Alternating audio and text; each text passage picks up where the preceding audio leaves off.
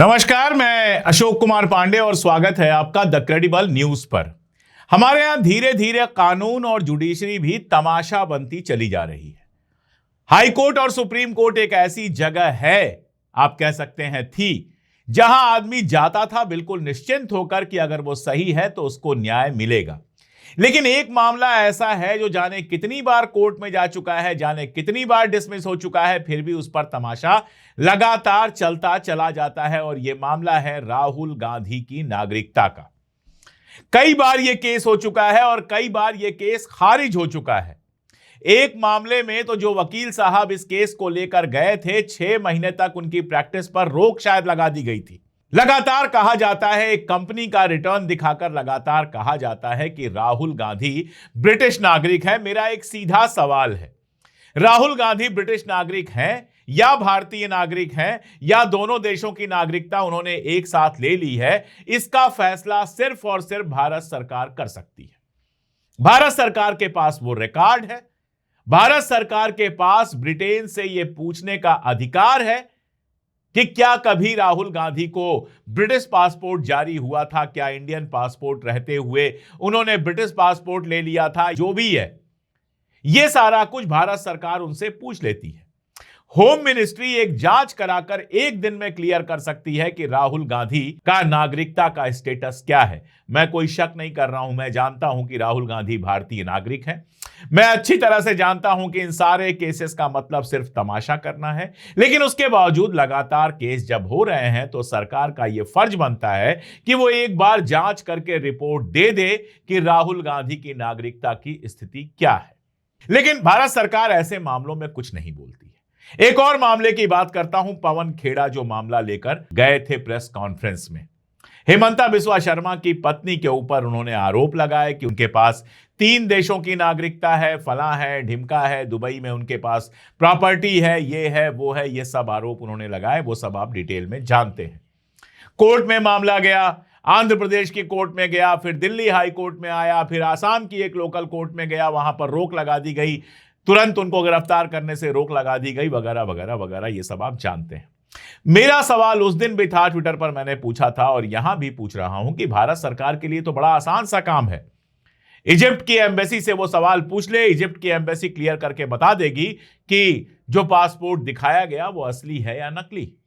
UAE से पूछ ले, यूएई बता देगा कि जो गोल्डन कार्ड दिखाया गया, गोल्डन वीजा जो दिखाया गया, वो असली है या नकली।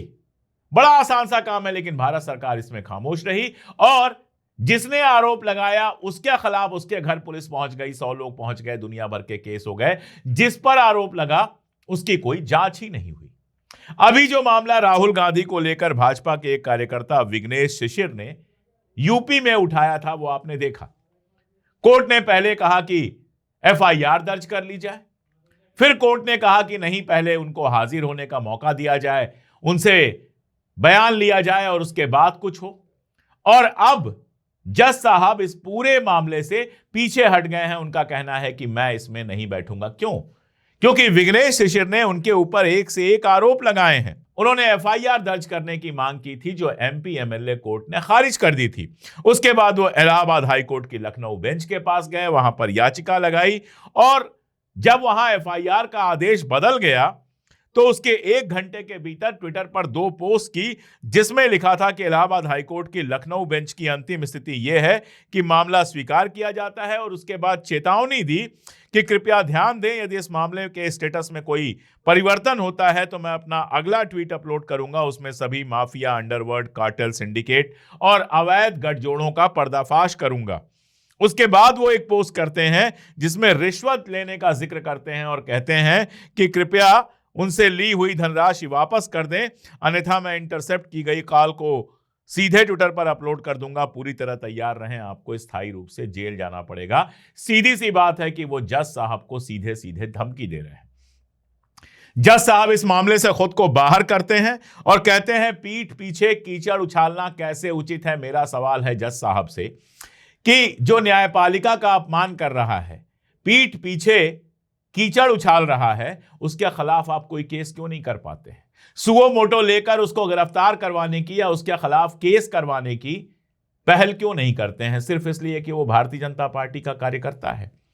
अगर यही बात किसी और पार्टी के आदमी ने कही होती तो तमाशा मच गया होता। लेकिन चाहे कोर्ट हो चाहे मीडिया हो, भारतीय जनता पार्टी के लिए एक तरीके से और दूसरी पार्टियों के लिए एक तरीके से काम करने का बिल्कुल सामने आ चुका है कि यह तरीका चल रहा है, ऐसे ही काम हो रहा है। जैसे मैं आपको बताऊं, कल एक वीडियो आया, सागरिका घोष ने डाला, जो राज्यसभा मेंबर हैं टीएमसी से, जिसमें उत्तर प्रदेश के मुख्यमंत्री योगी आदित्यनाथ कह रहे हैं कि स्वामी विवेकानंद जी ने कहा था तुम मुझे खून दो मैं तुम्हें आजादी दूंगा। दुनिया जानती है, 8वीं का बच्चा जानता है कि तुम मुझे खून दो मैं तुम्हें आजादी दूंगा नेताजी सुभाष चंद्र बोस ने कहा था अपने सैनिकों से। लेकिन वो बोल गए, गलती भी हो सकती है, जबान भी फिसल सकती है, सुधारा भी नहीं। मुझे खुद भरोसा नहीं हुआ, मुझे एकदम भरोसा नहीं हुआ कि उत्तर प्रदेश के माननीय मुख्यमंत्री योगी आदित्यनाथ जी ये बात कहेंगे कि स्वामी विवेकानंद ने कहा था कि तुम मुझे खून दो मैं तुम्हें आजादी दूंगा। इतना कम ज्ञान होगा सामान्य ज्ञान का, यह मैंने भी नहीं सोचा था। फिर लाइव वीडियो जो उनका था, चूंकि पड़ा हुआ है यूट्यूब पे, उसको चेक किया गया तो पता चला कि वाकई उन्होंने कहा था। अब यह बात आई, लोगों ने पोस्ट किया, महुआ मोइत्रा ने अपने तरीके से पोस्ट किया, अखिलेश यादव जी ने उसको कोट रिट्वीट किया और भी लोगों ने बहुत कुछ लिखा। सवाल यह उठता है कि अगर यही बयान राहुल गांधी ने दे दिया होता तो क्या होता?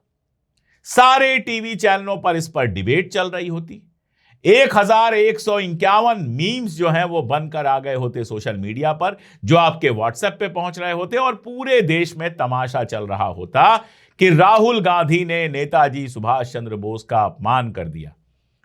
बाकायदा थंबनेल बन जाते, सामने आया राहुल गांधी का फर्जी ज्ञान, नेताजी सुभाष चंद्र बोस का कर दिया अपमान। इस तरह के थंबनेल बन के सामने आ जाते और तमाशा चलता। लेकिन चूंकि यह बात योगी आदित्यनाथ ने कही थी, जो भारतीय जनता पार्टी के मुख्यमंत्री हैं, तो इस पर बिल्कुल खामोशी अख्तियार कर ली गई, किसी चैनल पर कोई डिबेट नहीं हुई। ऐसे ही जब जुडिशरी का मामला आ रहा है तो आप मामला देखिए अरविंद केजरीवाल का। जस्टिस स्वर्णकांता की कोर्ट में वो खुद हाजिर हुए, खुद बहस की और यह कहा कि आपको इस वाले मामले से हट जाना चाहिए क्योंकि आपकी यह खास विचारधारा है। उन्होंने बाकायदा सबूत दिए कि आपके जो बच्चे हैं वो सरकारी वकील हैं इस समय, और आप जो है भारतीय अधिवक्ता परिषद के कार्यक्रमों में लगातार जाती रही हैं, सम्मानित हुई हैं, जो भारतीय जनता पार्टी से जुड़ी हुई है। मेरी विचारधारा भारतीय जनता पार्टी से अलग है, इसलिए आप इस केस से अलग हो जाएं। जस्टिस स्वर्णकांता ने फैसला दिया कि ऐसा नहीं हो सकता, ऐसा मैं नहीं करूंगी। उसके कारण दिए, वो सब आप लोग जानते हैं। लेकिन भारत के इतिहास में बहुत बार ऐसा हुआ है कि जज के ऊपर जब भरोसा ना हो तो जज कहता है ठीक है भाई, मैं यहां से हट जाता हूं, कोई और जज इसको सुन ले। जैसे 7 जुलाई 2021 की द हिंदू की रिपोर्ट अगर आप देखेंगे तो नंदीग्राम सीट पर शुवेंदु अधिकारी की जो जीत थी उसको चुनौती दी थी ममता बनर्जी ने, और जज के ऊपर आरोप लगाया था कि भारतीय जनता पार्टी से उनका पुराना संबंध है। इसके बाद कोलकाता हाईकोर्ट के जस्टिस चंदा ने 7 जुलाई 2021 को खुद को इस मामले से अलग कर लिया। यह अलग बात है कि ममता बनर्जी पर 5 लाख का जुर्माना लगा दिया। ऐसे ही मई 2023 की अगर टाइम्स ऑफ इंडिया की रिपोर्ट देखेंगे तो कोलकाता हाईकोर्ट के जस्टिस राजशेखर मंथा ने बीजेपी विधायक शुवेंदु अधिकारी की 26 एफआईआर ट्रांसफर केस से खुद को अलग कर लिया था। मामला कुल मिलाकर यह था कि शुवेंदु अधिकारी ने अपने खिलाफ 26 एफआईआर जो उनके खिलाफ हुई थी उसको सेंट्रल एजेंसी को ट्रांसफर करने की याचिका दी थी, और इससे जस्टिस राजशेखर मंथा ने खुद को अलग कर लिया था। अगर इकोनॉमिक टाइम्स की अप्रैल 2023 की रिपोर्ट देखेंगे तो गुजरात हाईकोर्ट की जस्टिस गीता गोपी ने मोदी सरनेम वाला जो केस था राहुल गांधी के ऊपर, उससे खुद को अलग कर लिया था। ऐसे ही सितंबर 2025 की एक रिपोर्ट आप देखेंगे तो उसमें मध्य प्रदेश हाईकोर्ट के जस्टिस विशाल मिश्रा ने खुद को सुनवाई से अलग कर लिया था। यह मामला अवैध खनन की शिकायत से जुड़ा हुआ था। जज साहब ने कहा कि बीजेपी विधायक संजय पाठक ने इस मामले में फोन पर संपर्क करने की कोशिश की थी जो उनकी निष्पक्षता पर असर डाल सकती थी, इसलिए अब वो इस मामले की सुनवाई नहीं करेंगे। तो यह कोई बहुत बड़ी चीज नहीं थी कि जस्टिस स्वर्णकांता कहती कि चूंकि उनको मुझ पर भरोसा नहीं है इसलिए मैं खुद को केस से अलग कर रही हूं, कोई और इस केस को देख ले। लेकिन ईगो का सवाल होगा या लीगल होगा, जो भी होगा, मैं उस पर कोई आरोप तो नहीं लगा रहा। लेकिन कुल मिलाजुलाकर मामला यह है कि न्याय की पूरी प्रणाली पर सवाल उठने शुरू हो गए हैं और लोगों को शक होने शुरू हो गए। जिस तरह से हमारे बहुत सारे जजेज ने बयान दिए हैं, या फिर ऐसे मंचों पर गए हैं जो एक खास विचारधारा का है, या फिर आपको कलकत्ता का केस याद होगा, कलकत्ता हाईकोर्ट में जज साहब रिटायर होते हैं और अगले ही दिन भारतीय जनता पार्टी में शामिल हो जाते हैं, फिर चुनाव भी लड़ते हैं, वो कहते हैं मैं सारी जिंदगी आरएसएस से जुड़ा रहा। तो यह सवाल उठता है कि जब आप आरएसएस से जुड़े रहे तो न्याय की कुर्सी पर बैठकर आपने न्याय किया या फिर पक्षधरता की?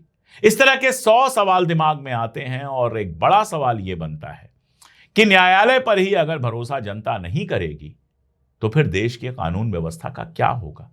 मुझे लगता है कि सुप्रीम कोर्ट के चीफ जस्टिस और बाकी सारे लोगों को बैठकर इस पर विचार करना चाहिए और कुछ ऐसे उपाय करने चाहिए जिससे कम से कम नौकरी करते समय कोई भी जज ऐसी कोई कार्रवाई ना करे, ऐसा कोई बयान ना दे, ऐसी किसी जगह पर ना जाए जिससे उसके ऊपर किसी तरह का शक हो। कम से कम 2 से 5 साल का कूलिंग पीरियड बनाया जाना चाहिए कि रिटायर होने के बाद 2 से 5 साल तक जजेज किसी तरह की कोई पोस्ट ना ले, उसके बाद वो किसी पॉलिटिकल पार्टी में जाएं तो आजादी है उनकी, बिल्कुल जाना चाहिए। अगर ये सब नहीं होगा और कानून व्यवस्था पर सवाल बने रहेंगे तो ये देश की साख के लिए बेहद चिंता वाली बात है। आपको क्या लगता है? कमेंट में जरूर बताइएगा। आज के लिए इतना ही, बहुत शुक्रिया।